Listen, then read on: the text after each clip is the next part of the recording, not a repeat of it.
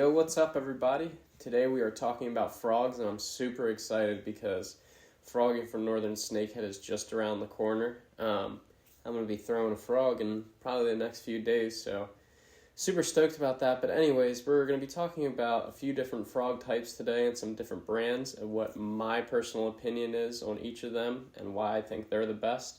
This is not saying they're the greatest frogs ever, but I've experimented with a lot of frogs and that's what we're talking about today. I also wanted to say that I'm on High Octane Custom Baits Pro Staff, so I will be talking about them, but I'm talking about a lot of other brands, and there's a reason why I throw the stuff. It's because I like it, and that's why I'm bringing it here to you today. Alright, so getting right on into it, we have my favorite all-around frog. If you're going to pick one frog to throw for snakehead, I would recommend this one. This is kind of a do-it-all frog.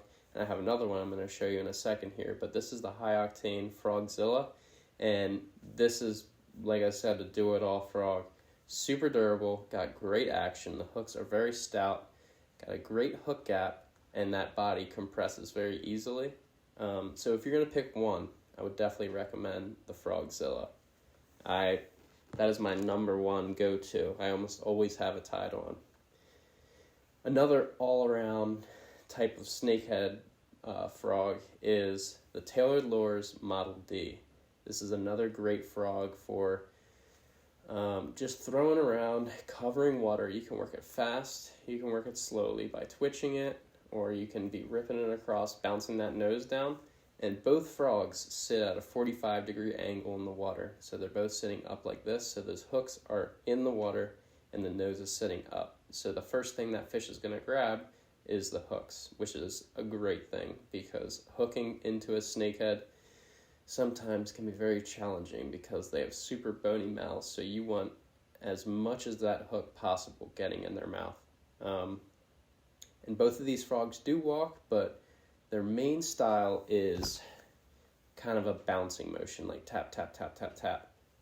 And they can walk a little bit, but because they're sitting so much at a 45, you'll get most of the action from tapping the nose down and playing around with that. So getting into the next category and kind of my next go-to frog or style of frog is the Stanley Top Toad, which is your standard toad bait, but it floats. A lot of the toad baits out there are great because you can run them subsurface, but they sink, so it's not staying on top unless you keep it moving. But the Top Toad here, it floats. The one downside is it's a little big, so sometimes you get a lot of short strikes nipping at the tails, but the way you're working this frog is essentially you're not burning it. You can burn it if you want to, but you're keeping a constant retrieve and the legs in the back are kicking and they're creating a lot of commotion and attracting a lot of attention. Another great thing about this frog is also, like the Zilla and like the Model D there, is the hook gap. The hook gap is insane on this frog. Going into the next style of bait is your walking frog. So this is High Octane's newest frog, the Kodo. And basically this frog still sits somewhat at a 45, but not quite so much with its butt in the water. Still getting those hooks right away, but it's sitting a little flatter, which helps it walk a little easier, especially with a pointed nose like that. Essentially, High Octane took the Kamikaze frog, which is an old frog that is no longer sold, and this is 100% a walking frog. High Octane, Steve, the owner of High Octane, took the Kamikaze and kind of meshed it with the Frogzilla to create the Kodo. There are a few issues with the Kamikaze. I love it. It's a great frog, but the Kodo is its replacement, its upgrade, essentially. So it's a great walking frog. Got another great hook gap, and yeah, this is my number one walking frog. Some other walking frogs, though, that I don't have with me, that I haven't tried, that I'm super excited to try, are the Tactical Fishing Company Wag'n Jr. Looks like a great walking frog. Got a nice slim profile.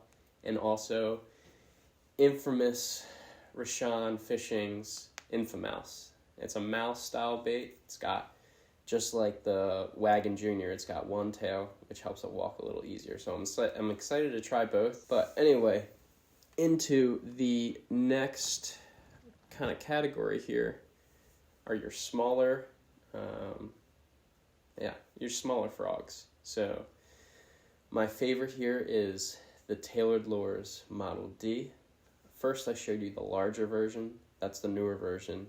But his original Model D is much smaller. It's a little lighter.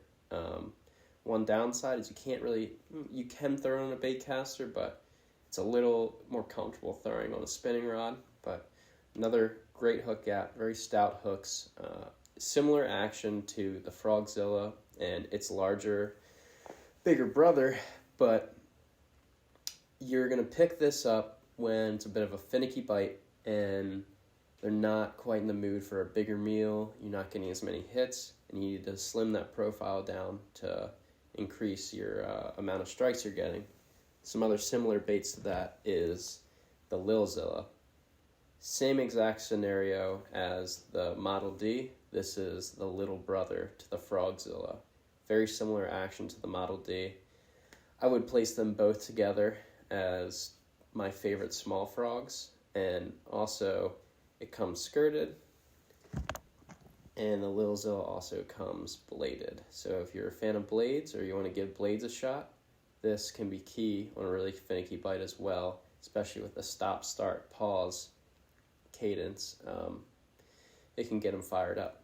So these are the small frogs. Oh, another bladed frog that I wanted to bring up that I think this was the first. Yeah, this is the first frog, or the first snakehead I ever caught with a frog was with this lure. And this is the Snakehead Outlawz Snake Charmer. It comes with a single blade, a double blade, and also, like the Zilla and like the Model D, has a larger version. But I personally like this smaller version. The hookup ratio is really good, and it straight up just gets bit. So check these out as well. Alright, so getting into our last category is the popping frog. And this is the high octane Popzilla. Very similar to the Frogzilla, same hook, same skirt, same material, everything, but it's got that cupped mouth which throws water. And these baits are great for when, snakehead are a little slow, especially in early season, and you're trying to get a reaction strike out of them. So you've got fish that are semi-hungry but don't want to commit. When you take a bait like this and pop it, they're going to want to strike 9 times out of 10 if they're already interested. And a little smaller version to that is the Scum. I think this is the Scum Trophy Series popping frog. I can't remember the name, but I'll put everything in the link below. Or I'll put the link to everything below. This is a little smaller profile. Can still be thrown easily on a bait caster. And this another great frog for great hook gap. And it throws a ton of water. So running back to everything real quick on when to throw each one. The Frogzilla Model D is an overall go-to frog. You're throwing that around pads, timber, grass, you name it all, you can throw it there. Your Top Toad, you're mainly working, or the way I like to do it is around pads or casting parallel to the shoreline and bringing it back across that shoreline back to you and through grass. The smaller frogs, I throw them generally in the same scenario I would throw the Zilla or the Model D, but I will just switch to them when the bite is a little tough. Walking frogs, I'll throw them for a little subtler presentation when they're not as aggressive, they don't want any crazy action like the Frogzilla or a popping frog splashing in front of them.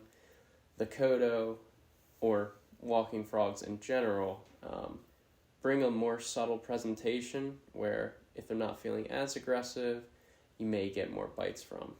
And then bring it back to the popping frog. I don't like throwing them in pads too much. Popping frogs get their mouths get caught on a lot of things. You can throw a bead in front of the frog on the line, but still it can be tough without that mouth grabbing onto the stems of lily pads and stuff like that. So with popping frogs, I'm generally throwing into pockets where I think / know there's a fish hanging out, whether it's next to timber or in a grass field. But yeah, so that kind of breaks everything down. I hope this video was helpful, and if you're new to snakehead fishing or you're just getting into it more, I hope this gave you a better idea on what you want to purchase for frogs. So make sure to give this video a thumbs up and subscribe, and I am super excited for the next few days because it seems like with the weather forecast, it's about frogging time. So stay tuned. I'll have some more videos of some fishing action more as the season goes on and it warms up. So thanks for watching. I'll see you next time.